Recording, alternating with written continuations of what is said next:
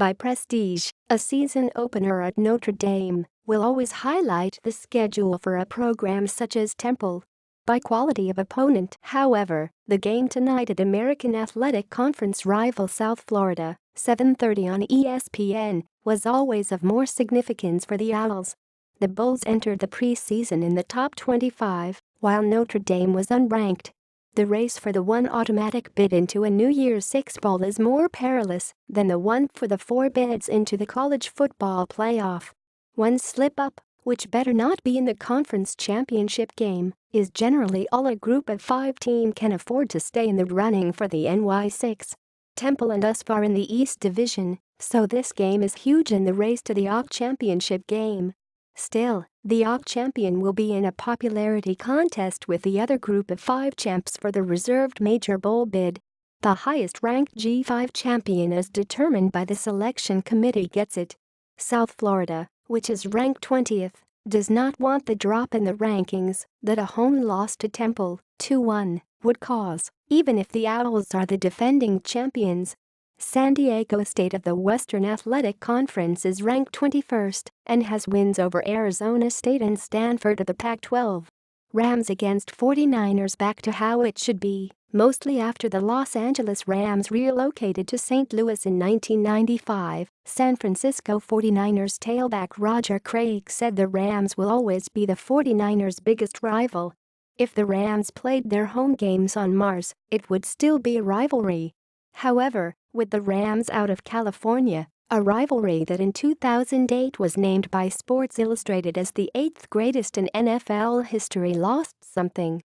Overall, the Rams and 49ers franchises have played twice a season since San Francisco joined the NFL in 1950, but tonight at 8:25 on the NFL Network will be the first time the teams will meet as representatives of the cities of Los Angeles and San Francisco in 22 seasons. Of course, as a reminder that you can never go all the way back home again, the game will be at Levi Stadium in Santa Clara, Calif. The 49ers' new home, 40 miles from San Francisco. Ryan Colangelo brought himself a lot of unnecessary trouble last year by trying to double talk about the health of Joel Embiid. Columnist Mike Sielski gives a take that hints that Colangelo is walking down the same path. Columnist Marcus Hayes looks at the surplus the Phillies say they have in position players and wonders why you can't put together a solid, complete roster instead of trading players. Hall of Famer and Sixers legend Charles Barkley has never been shy in his disdain for the attitudes of today's players. ESPN.com relates how Barkley complained that poor babies can't play back-to-backs. The NBA is on the verge of implementing draft reforms that would decrease the incentive for teams to tank seasons. Tom Ziller at SB Nation has a different idea, and it doesn't involve changing the lottery. This morning, Andre Ward woke up as the reigning WBA, IBF and WBO light heavyweight champion. By 10 a.m., he had announced his decision to retire. ESPN.com tells what happened. The RIF Sixers president general manager Brian Colangelo needs to shut up about trading backup center Jalal Okafor unless he actually has a deal to announce. Another training camp is about to begin, so of course, Colangelo is again talking about the need to trade the 2015 draft's 3rd overall pick, while simultaneously conceding there are no deals that the Sixers think they can get value for.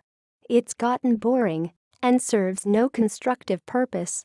Last season, Colangelo's trade whispering started a ridiculous process in which Sixers coach Brett Brown tried to do everything with Okafor but figure out how to make him an effective player for the team. The helter-skelter mixing of Okafor's minutes plus lingering injuries drove his value into the bottom of a pit that no team is stupid enough to dig in. It's fine if the Sixers have given up on Okafor, but accept the fact that he is yours until you raise his value enough to trade him.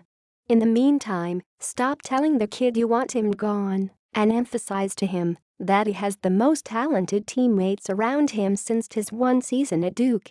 If Brown says he's going to coach Okafor as if he's a Sixer, then Colangelo should support him as if he's a Sixer and not talk about him as trade bait. Perhaps playing with better players and a coach who wants him will finally bring out the best in Okafor. That would be a more positive message from the organization, at least until it actually finds a trade.